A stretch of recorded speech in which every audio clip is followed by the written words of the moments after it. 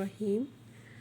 आज second lecture है of alkyl halide chapter number 10 second year class and open the page number 197। आज जो हम लोगों ने स्टडी करना था that is the reactivity of alkyl halides. Alkyl halides की रिएक्टिविटी क्या है? आपको पता है कि जो हेलो ग्रुप होता है कि इसकी इलेक्ट्रोनेगेटिविटी बहुत ज़्यादा होती है। Fluorine, chlorine, bromine, iodine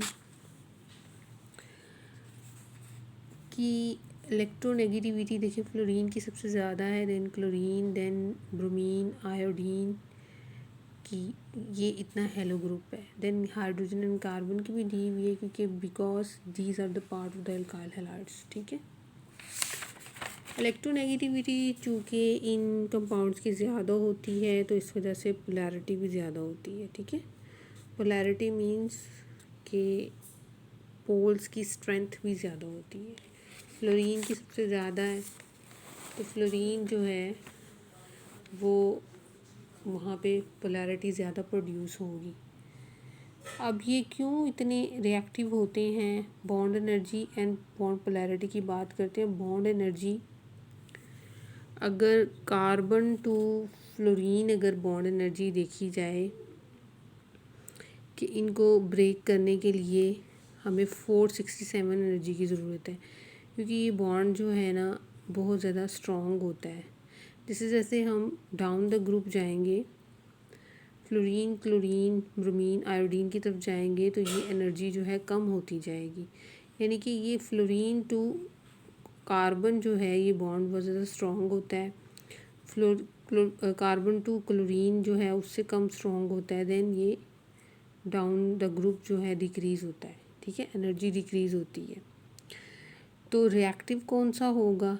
reactive जो है ना उल्ट होगा। ठीक है, क्योंकि ये जो ज़्यादा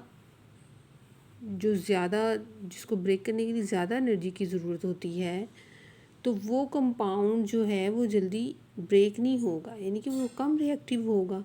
इसी वजह से इसकी रिएक्टिविटी जो है ना वो आयोडो ग्रुप की सबसे ज़्यादा रिएक्टिव होता है। Then bromine, chlorine and fluorine, यानी कि ऑपोजिट होते हैं।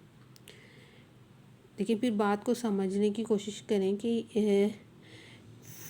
ये वाले बॉन्ड ज़्यादा स्ट्रॉन्ग होते हैं तो इनको ब्रेक करने के लिए भी हमें ज़्यादा एनर्जी की ज़रूरत पड़ेगी।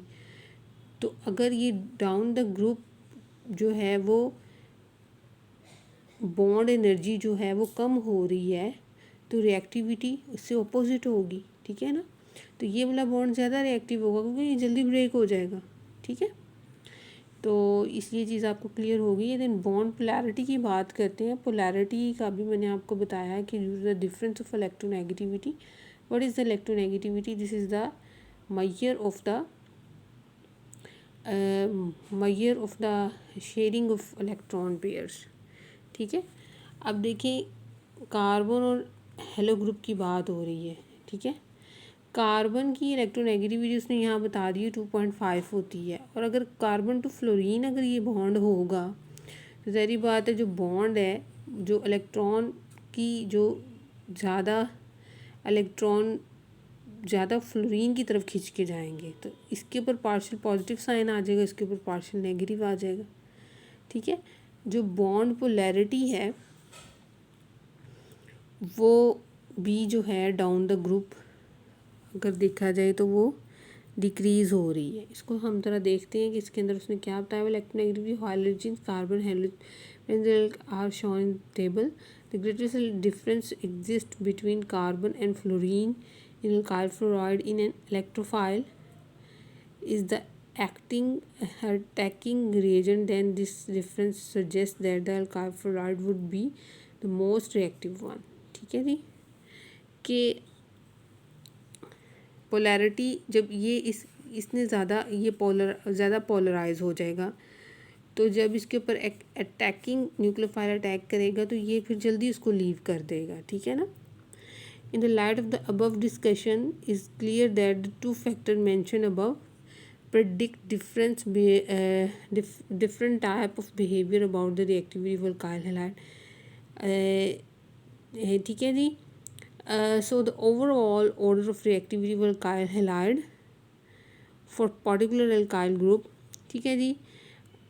रिएक्टिविटी भी जो है ना वो बॉन्ड एनर्जी और रिएक्टिविटी का सेम जो है ना वो ऑर्डर होता है। इसको आप देख लीजिएगा कि आपको बात समझ आ गई कि जितना ज़्यादा बॉन्ड एनर्जी होगी किसी भी अल्काइल हैलाइड्स की बात की जा रही है तो उतना ही वो जल्दी जो है वो ब्रेक नहीं होगा। तो होगा क्या कि वो ब्रेक नहीं होगा तो वो थोड़ा सा लेस रिएक्टिव होगा एज़ कम्पेयर टू बाकी अल्काइल हैलाइड्स की निस्बत, ठीक है। रिएक्शन फॉर अल्काइल हैलाइड्स जो होते हैं वो टू तरह के रिएक्शंस हैं। एक सब्स्टिट्यूटेड रिएक्शन है जिसमें कि दो तरह के सब्स्टिट्यूशन रिएक्शन होते हैं। न्यूक्लियोफिलिक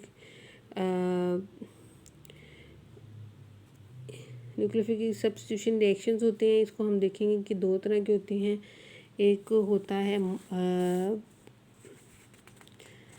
इसमें एक होता है न्यूक्लियोफिलिक सब्स्टिट्यूशन बाई मॉलिक्यूलर और एक होता है यूनि मॉलिक्यूलर, ठीक है। इसको हम आगे चल के देख लेंगे। दो reaction involve the removal of HX from the halides, elimination reaction and substitution reaction होते हैं। सबसे पहले हम इलेक्ट्रोफिलिक सब्स्टिट्यूशन को देखते हैं कि इलेक्ट्रोफिलिक सब्स्टिट्यूशन होती क्या है। ये देखेंगे उसने एक बनाया हुआ है रिएक्शन दिखाया हुआ है कि ये जो है ना न्यूक्लियोफाइल अटैक हुआ है क्योंकि ये आपको अभी मैंने बताया कि ये पोलराइज्ड होते हैं ये वाले बॉन्ड ना अल्काइल हैलाइड्स में, क्योंकि इसकी इलेक्ट्रोनेगेटिविटी ज़्यादा होती है। इसकी वजह से इसके पार्शियल नेगेटिव चार्ज, इसकी कोशिश होती है कि ये अगर इसके ऊपर न्यूक्लियोफाइल अटैक करेगा, nucleophile what is a nucleophile which having the that is nucleus loving, ठीक है। और इलेक्ट्रोफाइल क्या होता है, इलेक्ट्रॉन लविंग होता है, ठीक है। अब अगर न्यूक्लियोफाइल यहाँ पे अटैक करेगा तो ये जो बॉन्ड है ना ये ब्रेक हो जाएगा और न्यूक्लियोफाइल जो है यहाँ पे अटैक कर जाएगा, ठीक है। आज के लिए हम इतना ही रखते हैं, इंशाल्लाह नेक्स्ट रिमूव करेंगे। Take care of your self और इसको स्टडी कीजिएगा। अल्लाह हाफिज़।